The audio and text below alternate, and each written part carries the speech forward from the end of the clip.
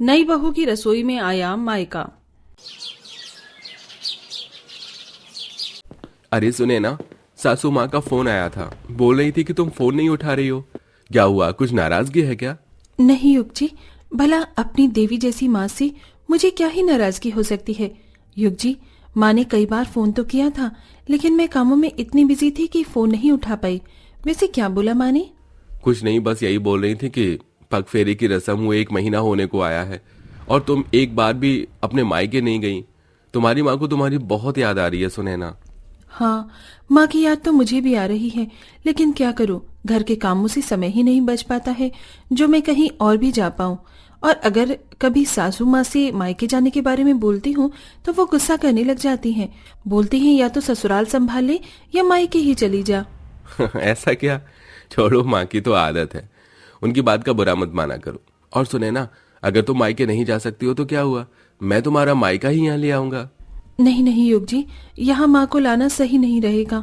एक तो हमारा घर छोटा सा है, अगर माँ एक दिन के लिए भी यहाँ आई तो मैं उन्हें कहाँ सुलाऊंगी। और दूसरी बात, माँ जी को भी ये बिल्कुल अच्छा नहीं लगेगा। वो मेरी माँ को ताने वाने न देने लग जाए। ऐसा क्या? अगर ये बात थी तो तुम्हें मुझे पहले बताना चाहिए था ना। सुने ना, मैंने तो माँ जी को बोल दिया है कि वो यहाँ आ जाएं, वो भी तुम्हारी बहन और भाभी को लेकर, क्योंकि तुम्हारा भाई और बाबा दोनों ही एक दिन के लिए शहर से बाहर जा रहे हैं। अरे नहीं युग जी, ये आपने क्या कर दिया?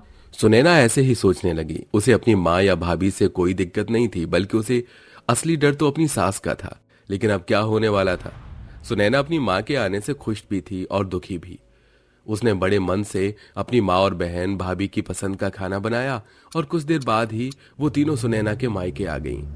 अरे ये अचानक कैसे आ गई? नमस्ते समधन जी। नमस्ते नमस्ते। आंटी जी, दीदी कहाँ है? माँ, भाभी, धानी। दीदी। दोनों बिछड़ी हुई बहनें मिल गई। भाई बहनों का प्यार तो ऐसा ही होता है, चाहे एक की शादी हो जाए लेकिन उनका प्यार नहीं बदलता। अच्छा समधन जी, आप ऐसे खड़ी क्यों हैं? आइए बैठिए। रश्मि को कंचन ने बैठा लिया। सुनैना ने अपनी माँ और बाकी मायके वालों का नाश्ता पानी करवा दिया, लेकिन वो कुछ परेशान परेशान सी लग रही थी और वो अकेले में अपनी भाभी से बोली। हाँ बोलो सुनैना, तुम मुझसे क्या बोलने वाली थी?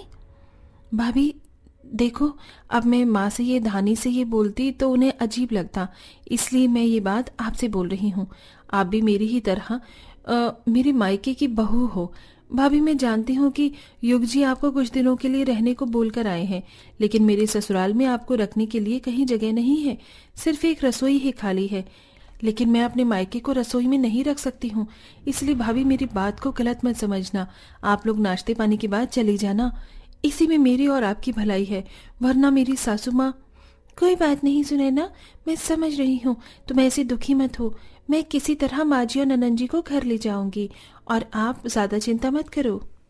उर्वशी की बात सुनकर सुनैना को थोड़ा सा सुकून मिला। उर्वशी नाश्ते पानी के बाद बहाने से अपनी सास और नंद को घर ले आई और सुनैना की चिंता भी खत्म हो गई। सुनैना का मन तो था कि वो अपनी माँ को अपने पास रुकाए, लेकिन जगह की कमी की वजह से वो बेचारी मजबूर हो गई और उसे सभी को वापस भेजना पड़ा।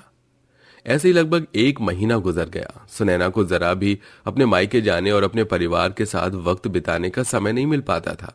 वो बस सोचती और सोच कर रह जाती। ऐसे ही चल रहा था, लेकिन आज सुनैना के देवर की सगाई थी।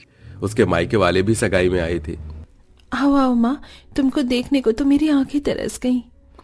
अरे चुप कर, मुझे देखने को तरस रही थी तो मायके क्यों नहीं आई?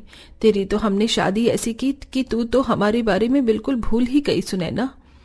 ऐसा कुछ नहीं है माँ, बस वक्त नहीं मिलता आपके पास आने का। तुझे वक्त नहीं मिलता इसलिए हम खुद ही तेरे पास चले आए। अब एक दिन से पहले यहाँ से नहीं जाऊंगी। अच्छा माँ। हाँ बेटा, क्योंकि देख तेरे पापा और भैया कोई भी यहाँ नहीं है। फंक्शन से निपटने में हमें रात हो जाएगी और फिर हम किसके साथ घर जाएंगे, तो आज रात हम यहीं रुकेंगे। कल को जिस टाइम भी तेरे बाबा या भाई को सुध हुई तो हमें आके लेके जाएंगे। मैं समझ गई माँ। सुनैना के पास अब भी जगह का ही रोना था, लेकिन इस बार वो अपनी माँ को भेज नहीं सकती थी। सभी ने देर रात तक रितेश की सगाई का फंक्शन एंजॉय किया और फिर सभी मेहमान चले गए, सिर्फ सुनैना के मायके वालों को छोड़ के। सासू माँ, मेरी माँ और बहन और भाभी तीनों यहीं पर ही हैं। रात ज्यादा हो गई है तो मैंने ही इन्हें जाने नहीं दिया। आप बताइए कि मैं इन्हें कहाँ सुलाऊं? अच्छा, तो ये बात है। वैसे अगर बहन जी अपनी बेटी के ससुराल आई हैं तो लौटने के इंतजाम से आना चाहिए था ना। खैर, कोई बात नहीं है, अब क्या कर सकते हैं। बहू, अब देख, हमारे घर में 2 कमरे हैं, एक तेरा और एक मेरा, और ड्राइंग रूम में तो तेरा देवर सो जाता है। अब बचोई रसोई, अब तो बस वही जगह खाली है। नहीं माँ जी, मैं अपनी माँ को रसोई में नहीं सुला सकती। कोई बात नहीं सुनैना, हम लोग रसोई में सो जाएंगे। माँ आप? अब जब ससुराल में जगह ही नहीं है तो फिर तू भी क्या कर सकती है। नहीं माँ, आप मेरे कमरे में सो जाना।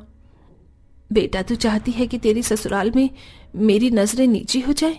नहीं ना, तो फिर मुझसे जबरदस्ती मत कर।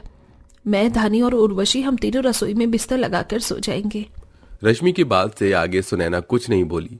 उसे बुरा तो बहुत लग रहा था, लेकिन वो चुप रही। रश्मि, धानी और उर्वशी ने सुनैना की रसोई में बिस्तर बिछाया और वहीं पर लेट गई। माँ, बहुत मच्छर काट रहे हैं। धानी, ये ले, मच्छर मार अगरबत्ती है, इसे लगा ले, इससे मच्छर नहीं लगेंगे। और माँ, अगर कोई भी परेशानी महसूस हो तो बता देना। सुनैना की बात पर रश्मि ने गर्दन हिला दी और वो सभी रसोई में ही सो गए। फिर ऐसे ही सुबह हुई और कंचन अपनी समधन के हालचाल पूछने को आई। समधन जी, कैसी नींद आई बेटी के ससुराल की रसोई में? कुछ नहीं, बिल्कुल वैसी ही आई जैसी कि मेरी बेटी इस घर में महसूस करती है। मतलब? कुछ नहीं। रश्मि ने कंचन की बात को ऐसे ही टाल दिया।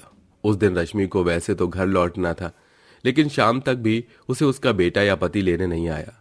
सुनैना के परिवार ने रसोई में ही अपनी दरी डाली हुई थी, जहां वो उठना बैठना कर रहे थे।